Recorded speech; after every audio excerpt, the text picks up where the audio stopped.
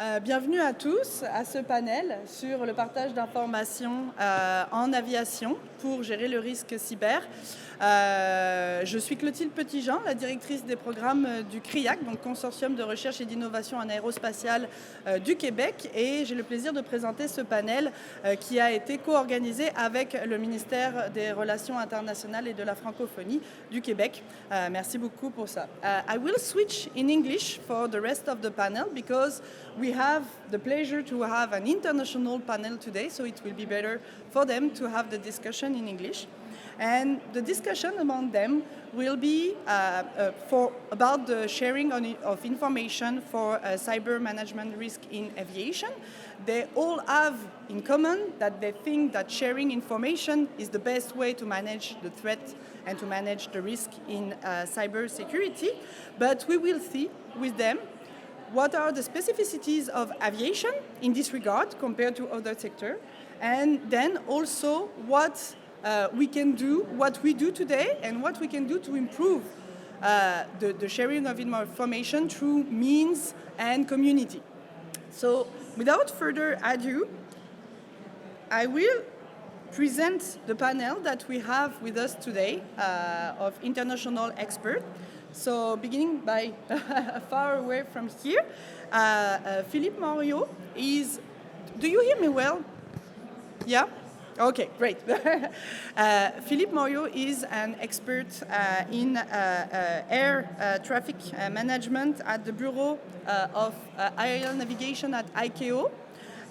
He is also since a long time, since 2020, and then since 2023, working with the Bureau of Aerial Transportation on cybersecurity with many of the experts that we see on the panel today. So welcome, Philippe, and thank you very much.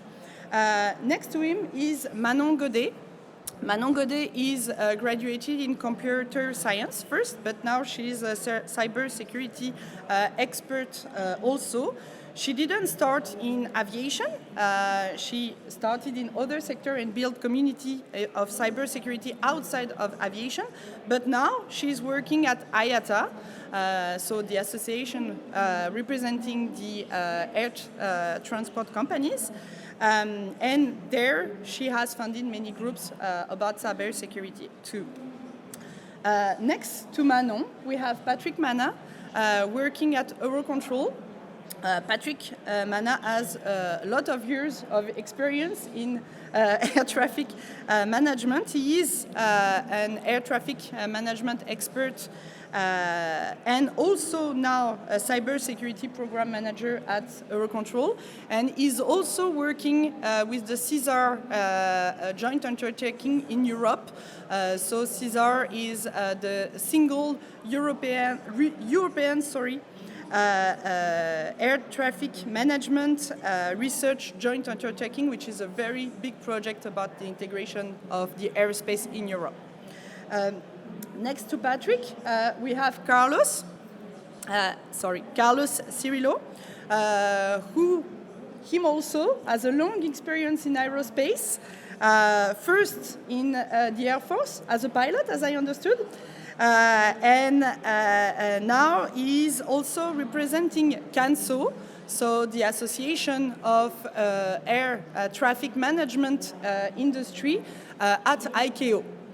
So please welcome your panel. Maybe I would say that one other panelist will join us after, which is Jeffrey Troy from Azaic Aviation. When he comes, I will present him also. So please welcome this panel today.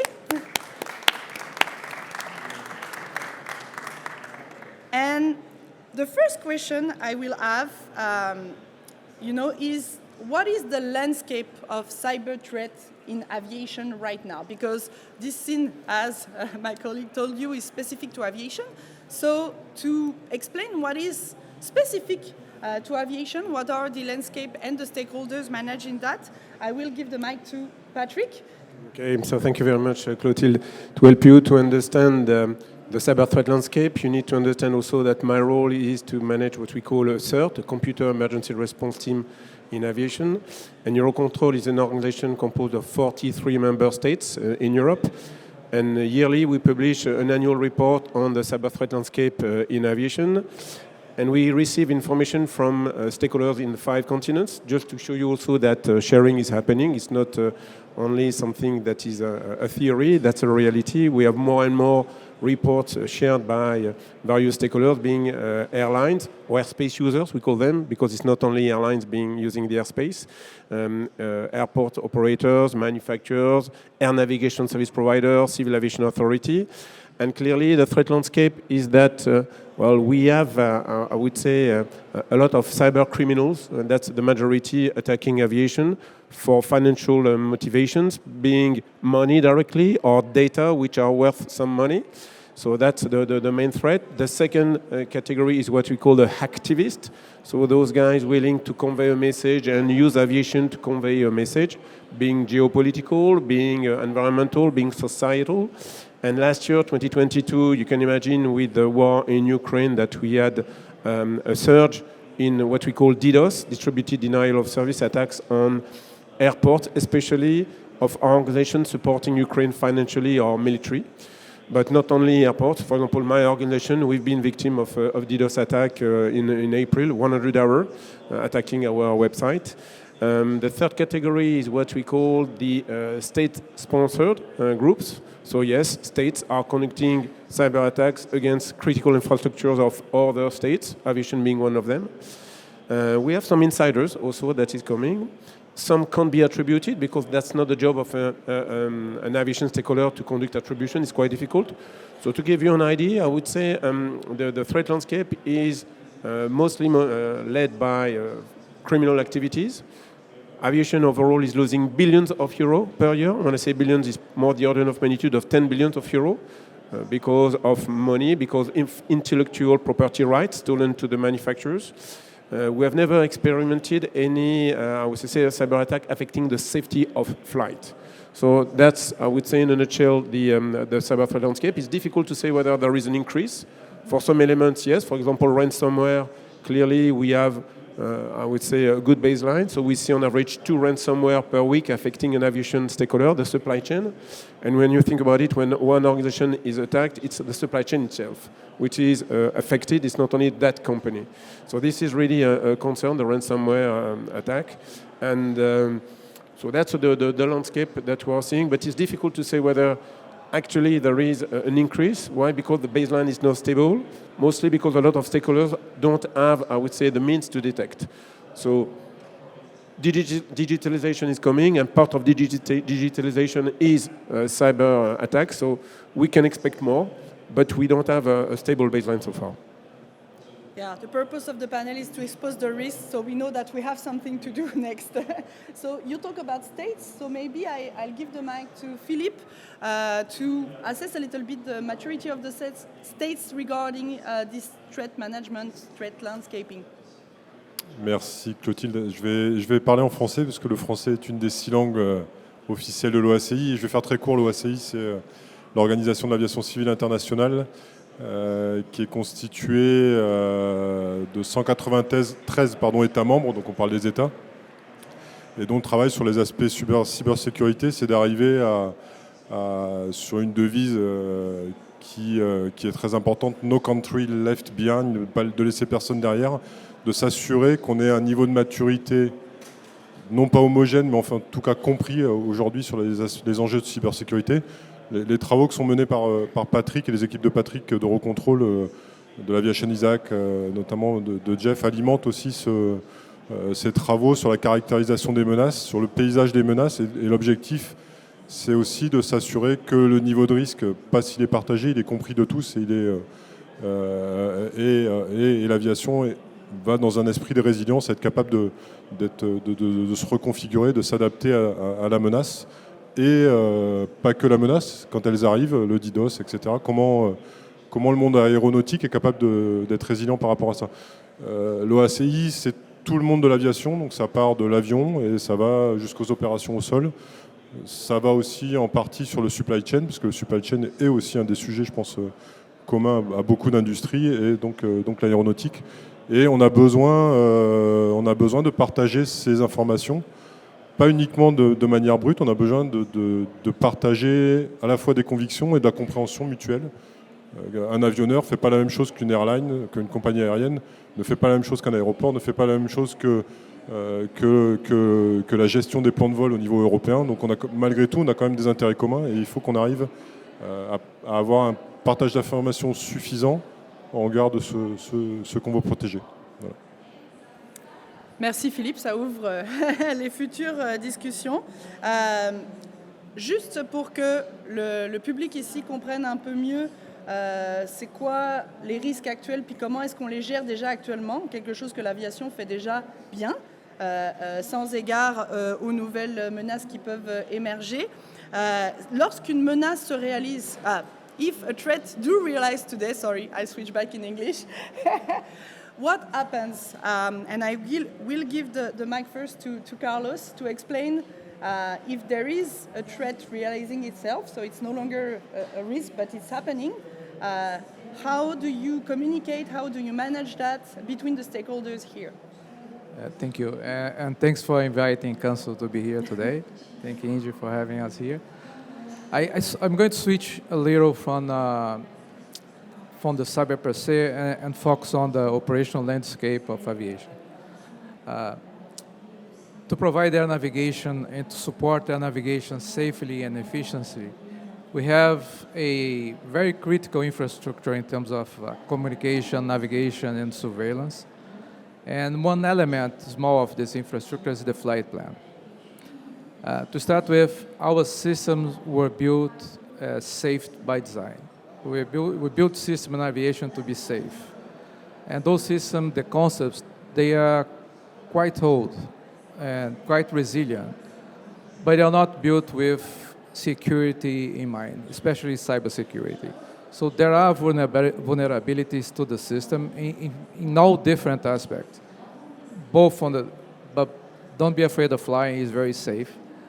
We haven't had any real safe threat coming from cybersecurity, but we have seen in other areas denial of service, like Patrick mentioned, some spoofing on GPS that really changing the way the flight is flying, the position of the plane, but safely.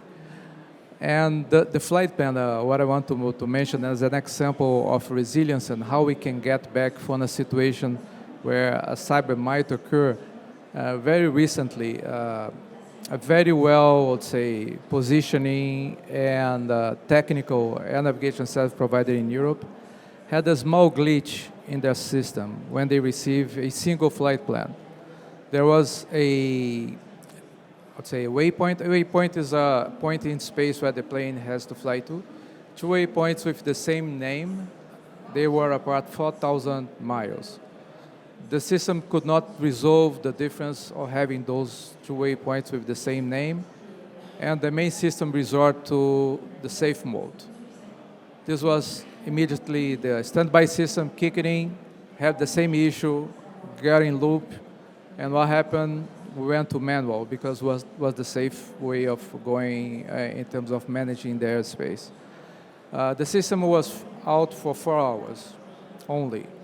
We had 1,600 cancellations, 50,000 passengers stranded in the ground, just because a small flight plan, a small issue with a flight plan. Last month we had 4 million flights. If we imagine the amount of, or the impact we have in aviation on something like this happen. We received the initial report. Apparently it was not cyber. We still don't know if it was a cyber attack or not. When we have the final report, we know. But the system is so resilient. We have all the elements in place to recover for something. So we resort back to manual, and the system could evolve and continue without any safety threat. Of course, we have issues with capacity and efficiency. So in terms of, I would say, the safety of flight, aviation is able to always recuperate and be resilient. Thank you, Carlos. And maybe for response rights from Patrick from navigation and air traffic management, but not like directly from the air traffic management industry, but from Eurocontrol. What would you add to that? Well, in fact, what is interesting is that in Europe we have a lot of states, but we have put in place the means to coordinate the response. We have what we call the European Aviation Crisis Coordination Cell. You think you don't know it, but you know it, because you remember when we had the volcanic ash crisis. Don't ask me to pronounce the name of this Icelandic volcano, please. Yes, I did it. So we have a mechanism to coordinate the response of all the member states, which is a way to say, in order to avoid to have a patch of states closing their space or others keeping it open or reducing, we have a way to coordinate the response. And that's a way to have all the member states and all the aviation actors in the state to all together agree on a position and therefore to consistently decide what has to be done. So we are doing periodically, I would say, tests every year to activate this cell to see whether it's able to manage, for example, cyber crisis. We did an exercise in 2018 and one last year. And just to give you an idea about the potential impact of a cyber attack, we have a kind of VPN for aviation in Europe. We simulated a cyber attack on this VPN network. 2 days of outage of the network is having a financial impact of 1.5 billion euro on the economy. Conservative number. So that's why it's important to consider what can be a cyber attack, what can be the effect, what could be the response, how we can coordinate in a way that will ensure safety and reduce the economic impact of that kind of cyber attack. Okay, so that's very concrete. Thank you, Patrick. Let me introduce our newly arrived panelist, Jeffrey TROY. Jeffrey TROY has a lot of experience in national security in the US, but now for 5 years he is the head of Aviation ISAC, a community of experts in cybersecurity for aviation. So from this community to the threat management and response, what do you get from the community? How do you ask them something? Okay, first of all, apologize for being late, but better late than never. So glad to be able to make it. So, Patrick, I'm not sure how much you covered in terms of the threat already, and I really don't want to repeat for folks, but maybe you could give me 2 or 3 words in terms of what you've covered. Sure, so I explained the fact that we have attacks by cyber criminals, by activists, by ransomware groups, by state sponsor groups, so describing the threat landscape. Okay, thanks. So Patrick and I overlap a lot. In fact, we coordinate a lot as well in terms of the cyber threat space in aviation. Essentially what the is this working? Essentially what the aviation ISAC is a global community of airlines, airports, and airframers, air navigation service providers, satellite companies, etc., all of whom cybersecurity teams basically use us as a hub to share information about the cyber threat that's out there, and also to help with respect to incident response, and then the creation of best practices in terms of how to best network architect, whether it's a traditional network or whether you're up in the cloud, as well as how to secure your operating technologies and Internet of Things devices, all of which are really just continuing to be brought into the threat equation because there's just so much digital functionality that's being added into aviation. I mean, you go out on the floor and you can see so many folks that are bringing new devices, new technologies in place, and every new thing that you add creates another risk, all of which can be mitigated, all of which can be addressed, but there's a lot of folks out there that are continuing to pursue the little brass ring, like on the merry-go-round, in terms of, hey, what can I break into? How can I essentially make a name for myself if I'm a security researcher, or if I'm a hacktivist? How can I disrupt and bring attention to my cause? And there's a lot of that activity going on right now. Thank you, Jeff. And to wrap up about the original question about the crisis, Philippe, what happens after the crisis did happen? No? It's okay. No, I didn't skip you, man.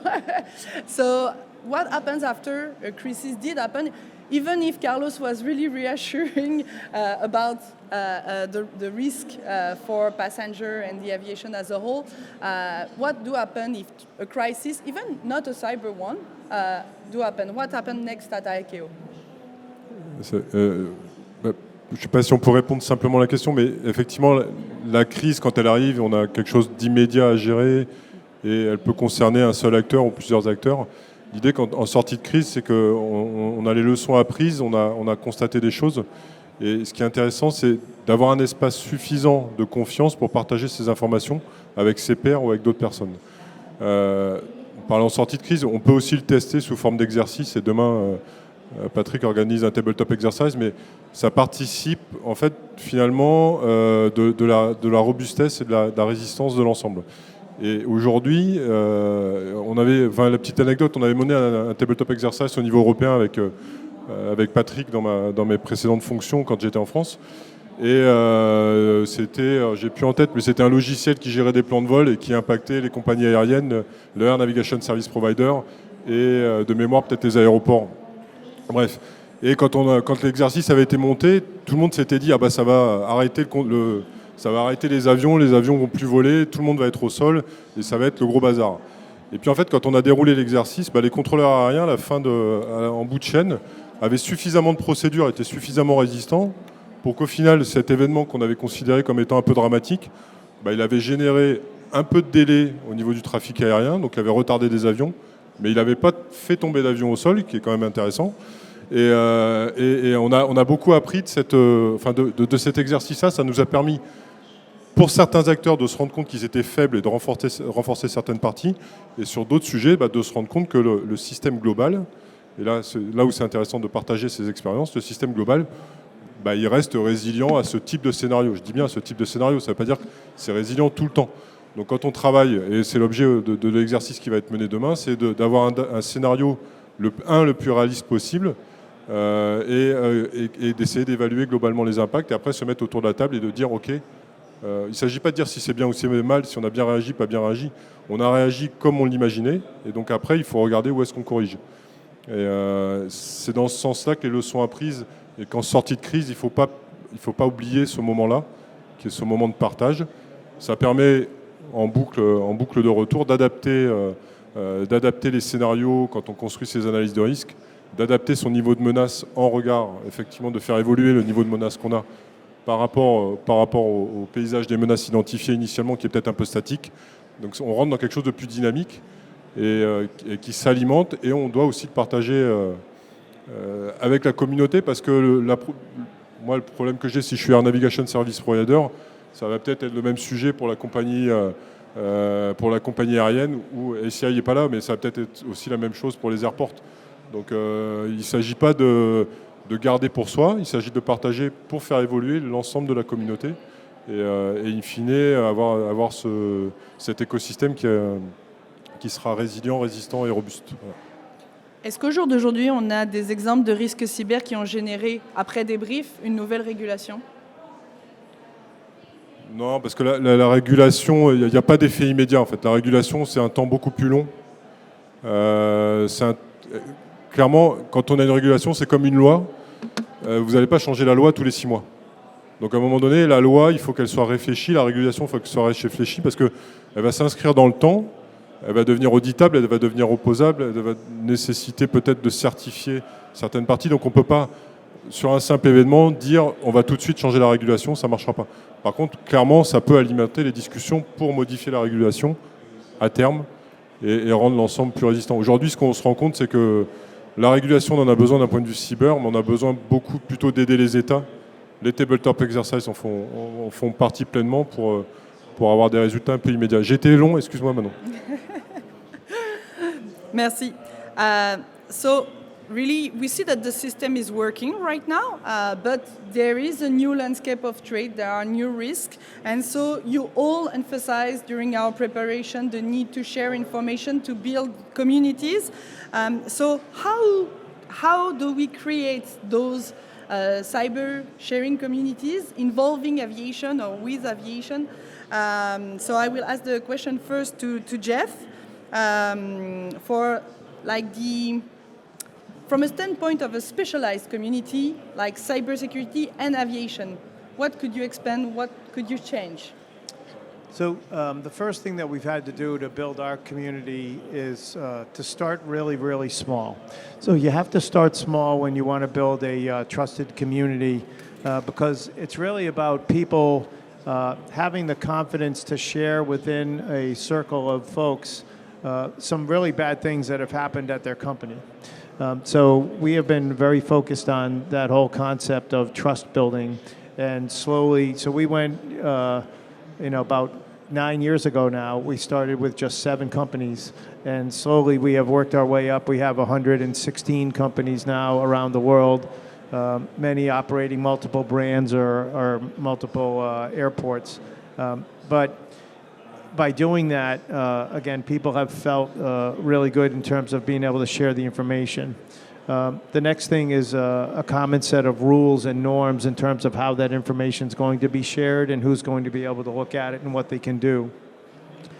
And what's really been interesting to watch over the last probably 20 years is the walls are slowly coming down in terms of the way governments and private industry are sharing information. So governments regulate companies, and when regulators get information, a lot of times it leads to new regulations. And for years, I think that kept a lot of people from being comfortable sharing information with the government. But really starting to see a change in terms of both the private sector and the government embracing their responsibility to protect aviation as a piece of critical infrastructure.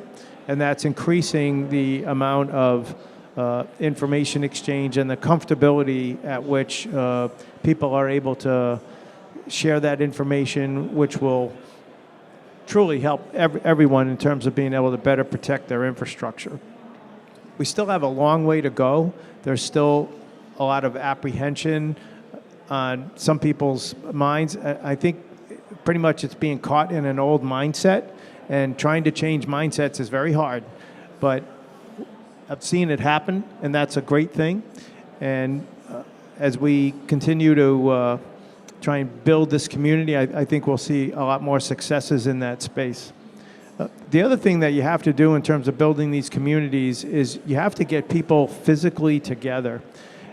So this is great, that we're together. I'm seeing, particularly Patrick and Manon, a lot more now at many, many more events around the world.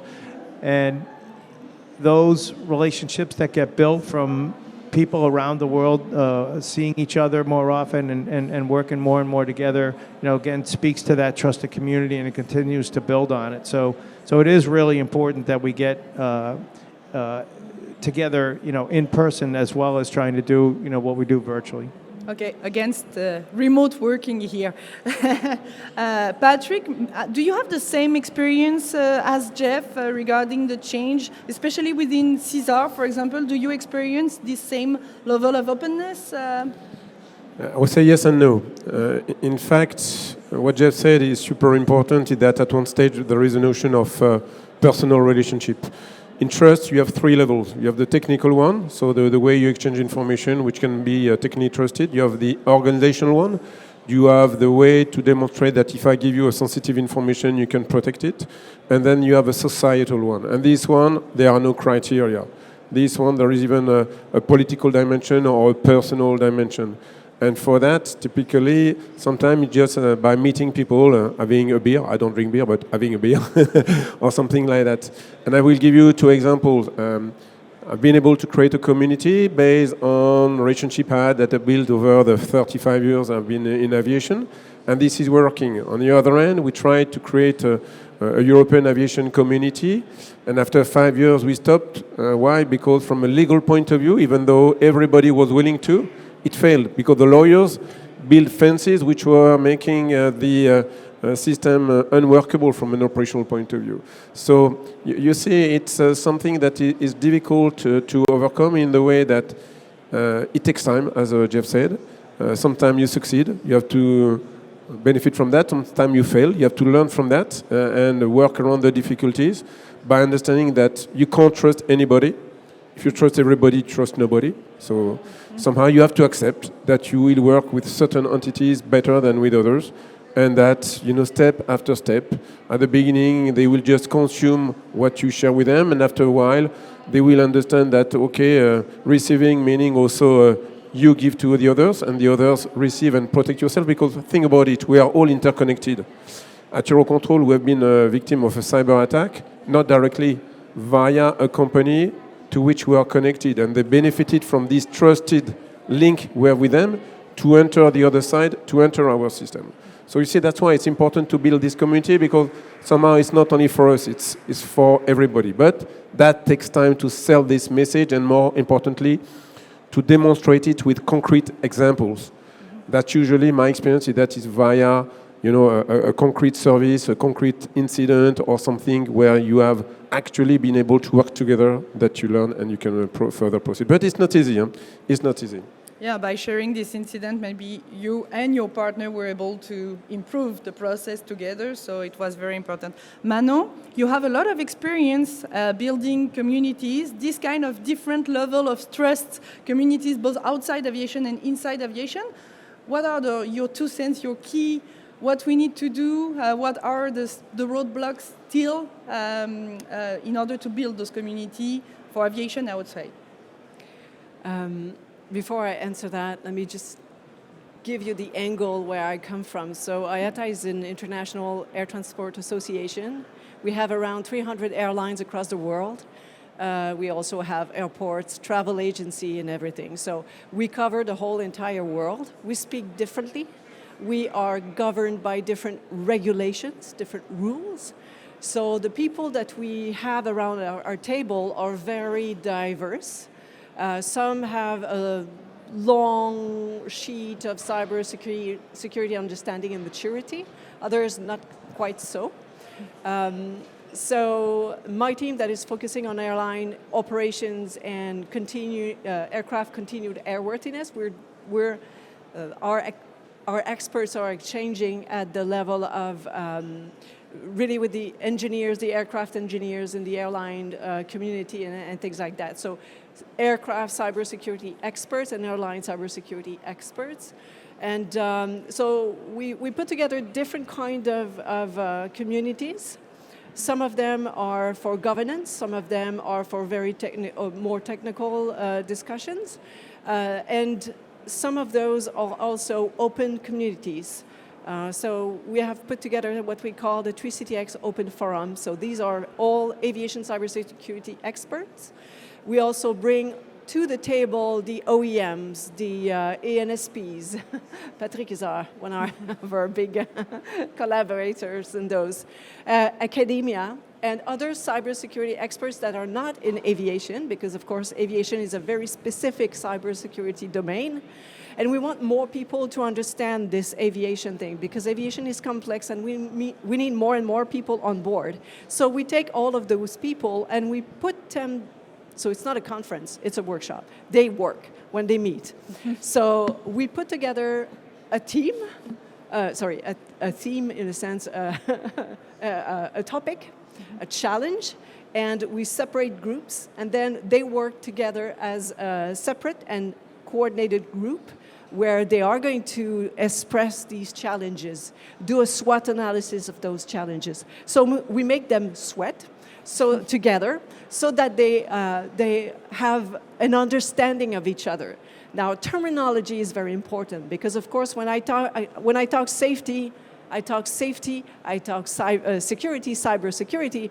We're usually not talking the same language. You can have the same word, but it means totally different things. So understanding the scope, understanding the terminology on what terms we are exchanging and all of that, this is also part of the importance if we want to exchange information the right way, efficient way, et cetera, et cetera.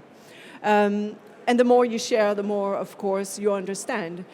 Doing tabletop exercise is a great activity because then you are able to better understand the viewpoint of your Airbus, your Boeing. oh, they don't understand what I do, so we need to talk further because your assumptions are not mine. So we need to share information on risks that airline and OEMs or suppliers are, I would say, vulnerable to. And all of that. So as I put for Canada, the InCyber group, which is now over 300 members, 200-something members, millions of dollars in terms of funding. The hope is that I'll be able to do the same in aviation. So bringing all this community together, independently of where they come from, so that we have more and more engagement with the community. The supply chain element is very, very important. And airlines has between 100 to thousands of suppliers. So count almost 300 airlines that have that amount of suppliers. It's massive. So the more we talk, the more we understand each other. Yeah. And just to make sure for the workshops you talked about, do you cross the teams between legal, governance, and technical aspects? We do. Yes, okay. Absolutely. Okay, so this is part of the trick. We give them uncomfortable shoes. Yes. Thank you very much, Manon. Philippe, to gather all those aspects of safety, security, cybersecurity, and going global, what are your 2 cents on this topic? Je vais vous partager un peu ce qu'on essaie de mettre, en place à l'OACI, mais ça ne peut pas se faire tout seul, ça ne peut pas s'inventer. On a des États qui sont autour de la table. Bien évidemment, on doit travailler avec l'industrie aussi. Donc techniquement, on a en place des groupes de travail, dont un qui s'appelle le bien nommé Trust Framework Panel, qui est un endroit où on doit développer cette zone de confiance, qui doit s'attacher à produire un certain nombre d'éléments qui un jour ont vocation à alimenter notamment la partie réglementation. C'est essentiel de travailler comme ça et de partager ce que disait Patrick, de connaître les gens, d'échanger avec les gens et de travailler avec les bons acteurs, parce que on pourrait imaginer quelque chose de... Je vais vous donner un exemple, on parle d'authentification multifacteur, c'est la tendance, c'est des choses que vous retrouvez dans votre vie de tous les jours. Il ne faudrait pas qu'on ait la bonne idée ou la mauvaise idée de rendre ça obligatoire pour se connecter, quand je suis pilote, je puisse démarrer mon avion. Ça n'a pas vraiment de sens. Alors là, vous allez me dire, c'est trivial, vous n'allez pas penser à un truc aussi bête. Effectivement, mais aujourd'hui, on pourra avoir plein d'options si elles ne sont pas partagées, challengées par l'industrie et quelque part comparées avec ce qu'on pourrait faire en termes de réglementation. Si on ne fait pas ça, on va coucher d'un mouton à 5 pattes et puis ça ne va pas être auditable, ça ne va pas être exploitable, ça ne va pas être certifiable. Et quelque part, c'est comme une loi. Si elle est produite et qu'elle n'est pas contrôlable et qu'elle n'est pas sanctionnable, ça ne sert à rien.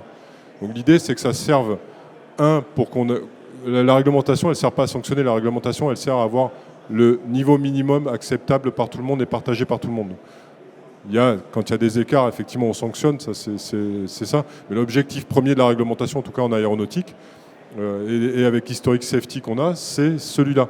C'est pour être sûr qu'un passager, quand vous prenez l'avion, vous partez de Trudeau et que vous allez à New York ou n'importe où, ou à Paris, vous êtes content de savoir que l'avion, vous allez voler dans de bonnes conditions et que quand vous allez partir, vous allez être en l'air, vous allez bien vous poser correctement sans... J'enlève ceux qui ont peur de l'avion, mais ceux qui n'ont pas peur de l'avion, c'est quand même l'objectif. Voilà. Donc tout ça pour dire qu'on crée ces espaces-là.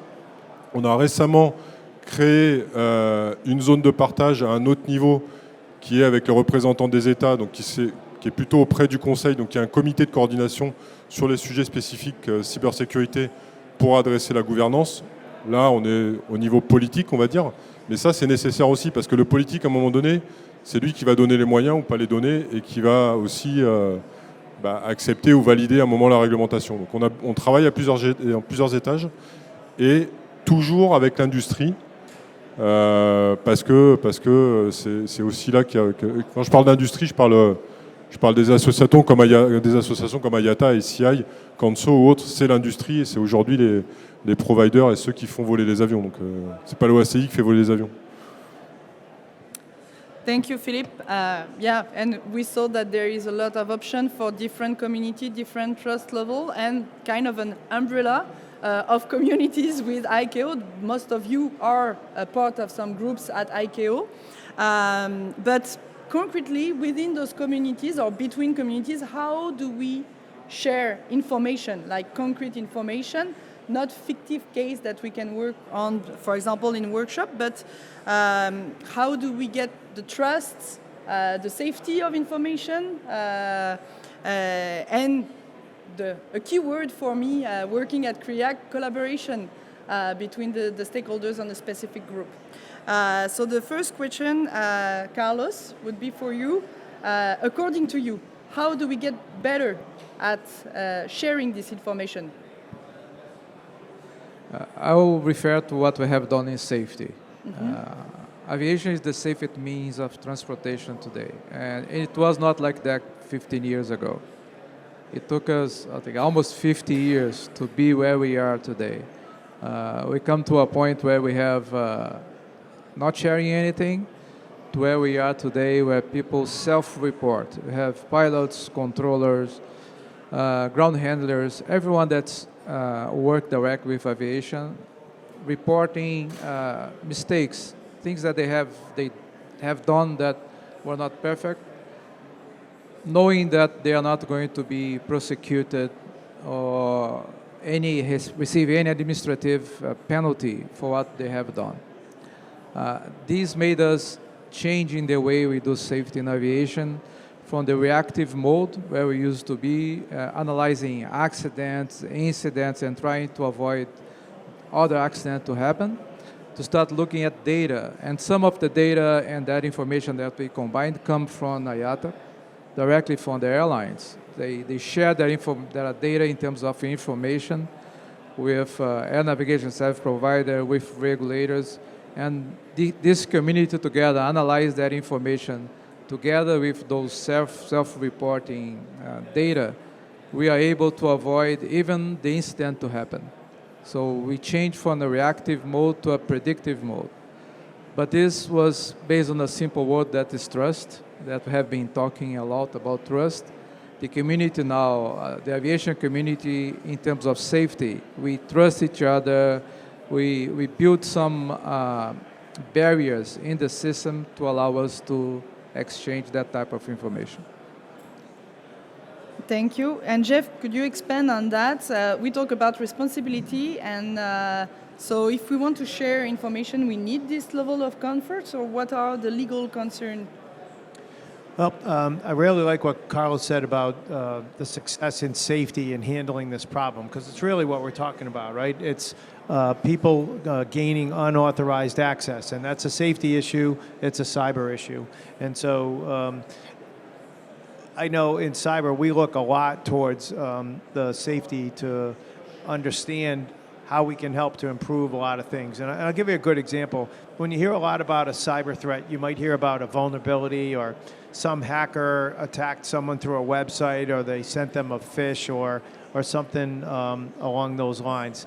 But many times what the actual root cause of a breach is that a human being made a mistake. And that's a safety issue. A human being made a mistake. Somebody went to update a firewall, they opened up a port, they updated the software, and then they went home and forgot to close the port. And boom, they left the door open for somebody to come in and do an attack. And so there's a lot to be learned from the safety side, which I think is really important. But what is key for everyone is getting to the root cause. What was the actual root cause that happened? You know, that caused an event to happen. And that's where there's a lot of challenges, because even with all the agreements and the years of trust that we've built up, I know that there are still companies, even that are in our association, that have had events occur and haven't shared them with us. Or I've talked to them about the event and what the root cause was, and when they said what it was, they're like, we don't want to tell anybody. And that's a big problem. And part of that is a legal problem. Companies are still afraid of being sued, even by their own shareholders, which still will never make sense to me. They'll be shared by their own shareholders, sued by them because of a mistake that was made in the cyber arena. And the fear of a lawsuit is a very significant fear, particularly when the heads of companies have legal counsels talking right into their ears about things they need to be worried about. We continue to fight that because we really need people to just be open and honest and recognize the importance, the safety side of this thing, the operational side of it, the ability to keep everybody in the whole aviation ecosystem secure by sharing this information out is more important than a potential lawsuit. And then, again, even if there is a lawsuit, the facts of whatever the lawsuit are, the facts won't change, right? So why in any way inhibit the goodness that can come from the sharing of information so that people can make sure they don't make those same mistakes. Thank you. And moving from the legal concern of responsibility, liability, but still in the legal framework, Manon, in terms of competitiveness, what is the issue that the company may have to share information about the cyber threat or cyber risk because they feel that there are some intellectual property from the company embedded in the issue that they are going to share? Well, you probably said it, right? Competitive advantage, competition, intellectual property. This is all things that are barriers to the exchange of information. So you have to reduce your scope. You have to talk about how you're going to exchange, what information you're going to exchange, and settle on some ways to that benefits everyone in the community. So we had an experiment at not an open forum, but a restricted forum between OEMs and airlines. And the first time we went for it, we failed. Totally failed. Not totally. We failed. Some of them took still lessons learned out of this, which some of the OEMs were happy to I would say to use the understanding to build some guidance material on this. But the importance is that you still continue. So we are at our second tentative to understand how to exchange information without jeopardizing anything that could I would say have an impact on any intellectual properties, etc., etc. So, for an example, one of the exchange that we started was we want to pen test an aircraft. We cannot do that. First of all, because we would put the equipment in jeopardy in terms of safety, certification, etc. So we kind of revolve around it. Okay, so if we cannot do this, what can we do? What are the information that we can get that would help us understand the risk context of what's going on in the aircraft, et cetera, et cetera. So we have to keep at it and just find different ways to exchange that information. Do you feel it's very difficult for the companies, the private sector, to discriminate the information they can share, that the information that is critical to the competitiveness of the company? I don't think so. I don't think so. I think people know what they can and cannot share. There are strict rules anyway. There are contracts, that permits, and you have a big legal team. So you know what you can exchange and cannot. But the idea is to find ways to still get the outcome of an analysis of things that you can report from and to, so that you still have I would say, the key points to share with the community. Yep. Thank you. Patrick, could you share an experience in that regard too, like Manon just did, building a community? Yes, so I'm chairing together with Nikki Keeley from British Airways, a group of 80 European aviation stakeholders, being air navigation service providers, airlines, airport manufacturers. And we meet 3 times a year, and each time we have some stakeholders coming and sharing lessons learned from incident.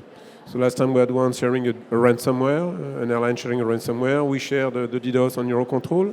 And once a year, in my team, I have pen testers, so guys doing a pen test on aviation system except avionics, because we can't for those. And once a year, we organize a meeting with the community to share the findings, de-identified. So we don't say whether it was done in airport A or B or airline C or whatever. And why it's interesting? Because most of the findings are, to a certain extent, applicable to many others. You know, there are few aviation providers for air navigation system, for example, or for airport kiosk. So the kind of vulnerabilities you find in one airport applies to quite a number. And the technology which is behind is quite similar. So the manufacturers learn from what we have found in whatever company, no need to say which. And for us, that's a benefit when we have done recently a pen test on an air navigation service provider. The vulnerabilities were identified, they were fixed, so all the users of that manufacturer benefited from the finding that we had in one place. You see, so that's a concrete example of how we can help the community. And the rule is, well, they trust us because we are not commercial. We have no commercial interest. We are intergovernmental. And we de-identify the information. We keep them, I would say, for us, where it was done. But the vulnerabilities, most of them are making sense for many, many organizations. And that's how you see by this kind of concrete examples, by meeting, we have decided to stop the hybrid mode. 1 year ago, I said, over, no more hybrid meetings, only in presence. And now the dynamic of the group has exploded because they know each other. Last time, only one guy asked for the hybrid session. I say no. Now they come. So either they are in the room and they benefit from that, or they don't come and they don't benefit. But now they have understood that getting in the room, they have the lessons learned and they can share. And also, you know, they build this trust because they have a beer, they network during the breaks, they go to the restaurant and they know each other, and they can understand that the others have the same problems, because ultimately that's all what we face. And is there a next step from this initiative? In fact, the next step is to create 3 communities. We want to have a community of incident response. So, for example, I'm organizing Capture the Flag, where they are competing, but more importantly, they know each other, meaning that at the time of an incident, you don't call Lufthansa, you call Timo. You don't call Budapest Airport, you call Janos. A second community of pen testers, and a third community of cyber threat intel analysts. So the idea is to create some kind of events where they meet, where somehow they have this kind of micro groups where they know each other and they can further engage, even in bilateral contacts without us. We are there to facilitate, but at least this is happening, and we see the dynamic happening. Thank you. So to wrap up this discussion, Philippe, can you give us a high-level guidance for states in this regard about sharing information? Je vais revenir un peu sur notamment sur la première question qui avait été posée. Effectivement, on a besoin, et encore sans laisser aucun pays derrière, on a besoin d'aider tout le monde. Et clairement, vous pouvez imaginer qu'il y a des zones du monde qui sont beaucoup plus matures. L'Europe en fait partie, les États-Unis en font partie, sur le sujet de la cybersécurité. Et d'autres parties du monde sont plus faibles. Et comme j'ai dit tout à l'heure, on a besoin d'être homogène, ou avoir au moins de tendre vers une certaine homogénéité. Et c'est pour ça que c'est intéressant d'avoir ces communautés. Et Patrick, il fait un travail énorme sur la partie européenne. Jeff en fait partie aussi. Et il y a eu un gros événement de l'aviation Isaac à Dublin. L'idée, c'est de faire venir le plus de monde possible, de créer cette communauté-là pour, comme dans la vie courante, les plus forts ou les plus grands peuvent aider les plus petits, et puis avoir ce besoin de partager, parce qu'on est dans cette communauté-là, aéronautique au sens large. Et si on ne fait pas ça, on va créer des îlots, on va s'isoler. Mais l'avion, quand vous prenez l'avion, je ne vais pas citer de pays, mais on vole partout dans le monde. Un avion, il vole partout dans le monde. Il ne vole pas en fonction de la géographie. Ce n'est pas la géographie ou le lieu sur lequel il va survoler ou va se poser qui va dicter la modification à bord. Ce n'est pas possible, ça. Donc pour survivre, en tout cas, on a besoin que les plus forts ou les plus développés, en tout cas dans la matière, ou qui n'ont pas forcément une question de moyens, mais plus de capacité, aident les plus... pas les plus faibles, mais les moins avancés sur le sujet. Et ça, c'est essentiel. Et effectivement, on parlait tout à l'heure de normalisation, de réglementation, etc. Ça, c'est des sujets qui sont importants. Peut-être pas pour tout de suite. On a eu beaucoup de discussions, et notamment avec toujours très intéressant avec les avancées, les inputs de IATA sur le sujet. On a aussi besoin de matériel pour aider, pour développer, pour avancer. Je reviens sur le tabletop exercise, mais c'est pas... Voilà, c'est celui que j'ai en tête parce qu'il a lieu demain, mais ça c'est un très bon exemple de ce dont on a besoin, industrie plus État, pour avancer, quoi. Exact, c'est vrai que j'ai entendu récemment en fait que au niveau des bons technologiques qu'on pouvait faire, que ce soit justement sur la mobilité aérienne avancée qui est un des sujets chez nous, ou sur l'intelligence artificielle, il y avait des choses qui étaient testées dans certains pays parce que ces pays n'avaient pas finalement de régulation ou de moyens de faire appliquer la régulation. Donc no one's left behind pour plusieurs objectifs, c'est vraiment important effectivement. Puis si justement I do a little quick segue towards innovation and technology. Manon, can you give us, this morning there was a panel about AI and what AI can bring as an opportunity and threat, but at large. But can you talk back to this panel from an aviation and from IATA standpoint quickly? Yeah. So I love AI, machine learning. This is something that I've worked in the vicinity of for many years. I can tell you that the genie is out of the box. The Schrödinger cat is out of the box. It's not coming back, and I love it. So cybersecurity, as you know, have been using machine learning methods to perfect anything that goes from threat hunting to anomaly detection to so many different things for the last, I don't know, I think we've been there at it for the 2010, 2013. We were already starting to use machine learning AI in this sector. So as we are now ingesting AI and machine learning for some years now, predictive maintenance of aircraft, we've been there doing that for a little while now. So we need to get better and better at understanding the risk that AI and ML pose. We've seen the LLM, so large language modules, anything that can cause video, audio, etc., put it as a threat. So phishing will become more and more precise. You've seen all, those videos of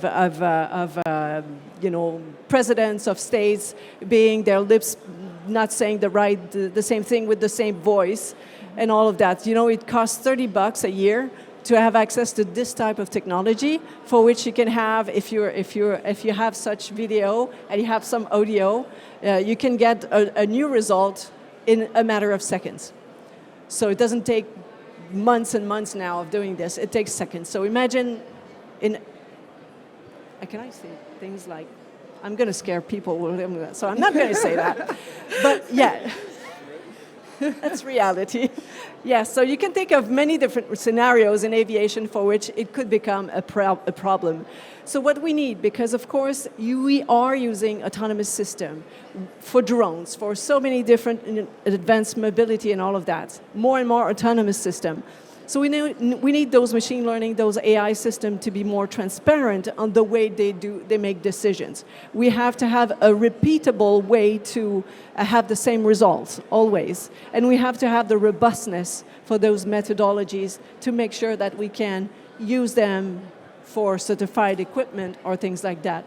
But I would like to use that as well for audits for airlines, audit airlines using machine learning so that our auditors can go and audit airlines across the world and have already results back before we even put our feet at the airline's facility to see what they're doing in terms of operations and maintenance and all of that. So there's a lot of opportunities. Of course, there's a lot of bad things, but we have to live with it. And sorry, I'm a positive person.